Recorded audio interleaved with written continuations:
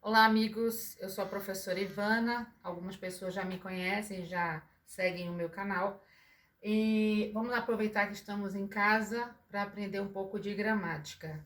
Eu trouxe para vocês hoje uma questão que sempre traz dúvidas na hora de escrever: senão junto e senão separado. As pessoas sempre me perguntam sobre isso e decidi hoje preparar essa videoaula sobre isso.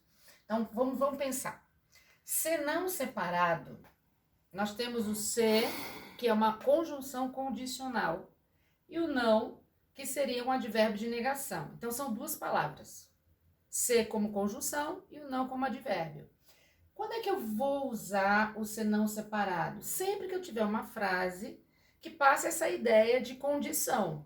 Então, vamos pensar aqui no meu exemplo. Se não fizer as tarefas de casa, não irá à festa.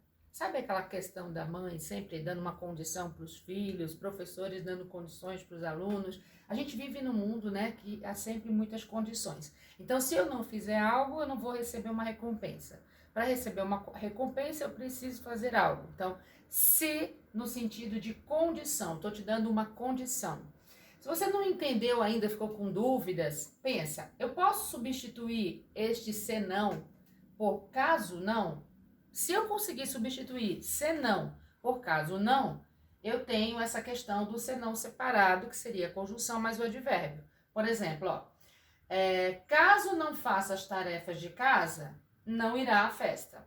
A única alteração é o verbo, a conjugação verbal. Quando você diz se, o verbo vai para o subjuntivo, futuro do subjuntivo, né? E caso não faça, aí é o presente do subjuntivo. Esse caso, ele leva o verbo para o presente do subjuntivo. E o ser condicional leva o verbo aí para o futuro do subjuntivo. Só essa alteração. Mas você vê que o sentido é praticamente, né, o mesmo. Se não fizer as tarefas, caso não faça as tarefas de casa. Então, se você conseguir fazer essa troca, você já garante que o senão vai ser separado.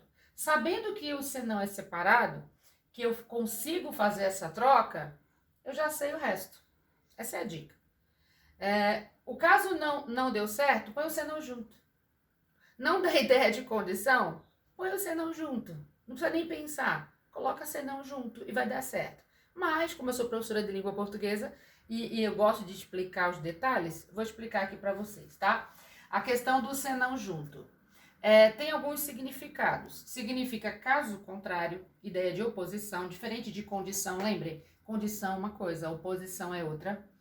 Exceto, uma ideia de exceção, mas sim, né? Uma ideia de inclusão de algo, mas também adição de algo. Então, vamos pensar nesses sentidos aqui. Estudo, senão serei reprovado. Aí o aluno poderia dizer assim: ah, professora, mas não está muito parecido com a condição, né? Eu não estou dando uma condição, a pessoa, se ela não estudar, ela vai ser reprovada? É diferente. Eu posso substituir esse senão aqui por caso contrário, porque existe aqui uma contradição: estudar e ser reprovado. Estudar é algo bom, ser reprovado é algo ruim. Então, existe uma oposição aqui, tá? Então, vamos pensar. Estudo, caso contrário, serei reprovado. Aí você fala, vamos tentar colocar o caso não. Estudo, caso não, serei reprovado. Vê se dá certo. Estudo, caso não, serei reprovado. Se você deixar a frase do jeito que eu deixei aqui, não vai dar certo o caso não. Ó, estudo, caso não, serei reprovado. Caso não, serei reprovado. Agora, eu quero criar uma condição aqui, o que é que eu faço? Coloco uma vírgula aqui. Se eu colocasse uma vírgula aqui, depois do senão, muda o sentido do senão. Aí ficaria assim, ó. Estudo, senão, vírgula, serei reprovado. Vamos entender? Não quero complicar a cabeça de vocês, não.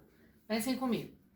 Se eu colocar estudo, caso contrário, serei reprovado, não tem vírgula aqui. Dá até uma falsa ideia de condição. Mas estou dando uma ideia de oposição. Estudo, se não, quer dizer, caso não estudar, serei reprovado. Agora eu tenho a conjunção mais o advérbio.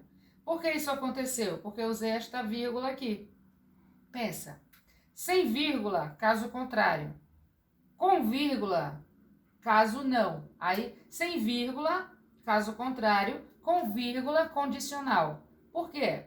Porque existe uma regra que, quando eu quero omitir um verbo, não quero repetir um verbo, eu uso a vírgula no lugar desse verbo que eu omiti. Por exemplo, ó, estudo, se não, vírgula, estudar. Se não estudar, serei reprovado. Esta vírgula representa um verbo que eu não quero repetir, que seria o verbo estudar. Aí eu crio uma oração condicional aqui. Estudo, se não estudar, vírgula, serei reprovado. Certo?